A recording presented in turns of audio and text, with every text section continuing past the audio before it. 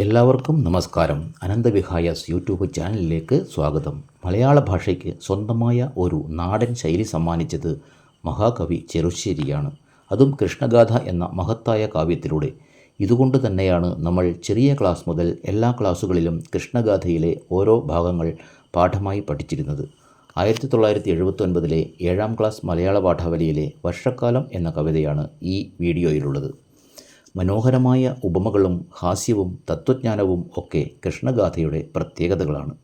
ലളിതമായ വാക്കുകളും വലിയ ആശയങ്ങളും മനോഹരമായ ഈണവും ചേരുമ്പോൾ കൃഷ്ണഗാഥയിലെ വരികൾ സാധാരണക്കാരുടെ ജീവിതത്തിൻ്റെ ഭാഗമാകുന്നു.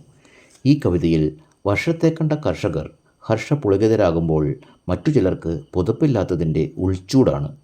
ചീർത്ത മേഘങ്ങളുടെ കൂട്ടത്താൽ സൂര്യബിംബം മറഞ്ഞുപോയതിനെ ഉപമിച്ചിരിക്കുന്നത് മോഹങ്ങളും വിദ്വേഷവും നിറഞ്ഞ് മായയാൽ മൂടപ്പെട്ട മനസ്സിൽ ജ്ഞാനം മറഞ്ഞു പോകുന്നുവെന്ന വലിയ തത്വചിന്തയോടാണ്.